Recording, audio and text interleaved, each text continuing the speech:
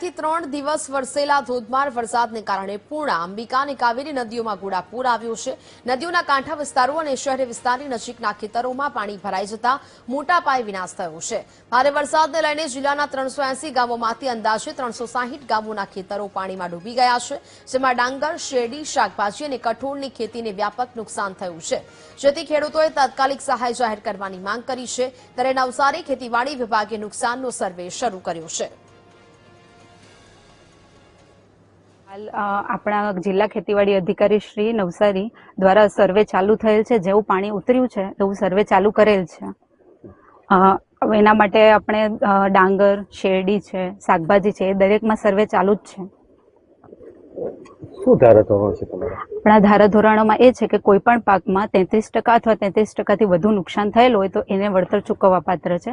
હાલ અમે ખેડૂતોને નામની નોંધણી, વિસ્તાર અને એ પ્રમાણે અમે સર્વે ચાલુ કરેલ છે। અમુક વિસ્તાર એવો છે કે જ્યાં હજી પાણી ભરાયેલા છે 10 થી 15 હેક્ટર। જો મારા તવડી સેજાની જ વાત કરું તો એટલે હાલ ત્યાં સર્વે થયેલ નથી, પણ 10 થી 15 દિવસમાં ત્યાં પણ સર્વે થઈ જશે।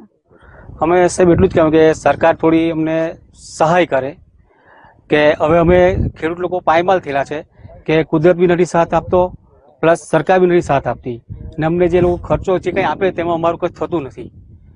અમને 1 હેક્ટર દીઠ કમસે કમ શેરડીના પાકમાં 1 હેક્ટર 1 લાખ રૂપિયા જેવો ખર્ચો અમને થાય છે ને ડાંગરના પાકમાં 30-35 હજાર રૂપિયા ખર્ચો થાય ને એની સામે અમને ભાવ બી નથી મળતા ને કોઈ વળતર બી નથી મળતું।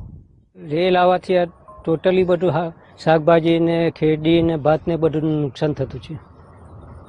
કેટલું નુકસાન ખાસ કરીને? વધારે પડતું નુકસાન આવે તો તમે નિરીક્ષણ કરો તો સાચું, એમ સ્થળ પર જુઓ તો તમને ખ્યાલ આવે। કેટલા વિસ્તારમાં? આ તો અમારે તો બધા ઘણા વિસ્તાર રેલના આપણે ભાતનો અલગ લાગે, શેરડીનો અલગ લાગે, બધું એને આકારણી કરે તો ખબર પડે કેટલો વિસ્તાર થાય।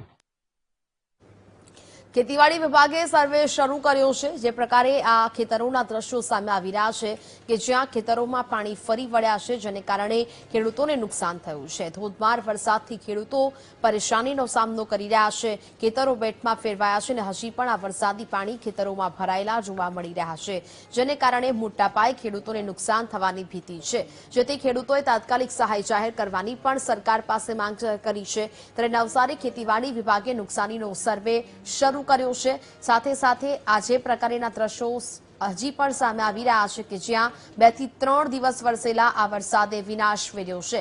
પૂર્ણા, અંબિકા અને કાવેરી નદીઓમાં ઘોડાપૂર આવ્યું ને જે બાદ હવે આ ખેતરોમાં પાણી ફરી વળ્યા છે।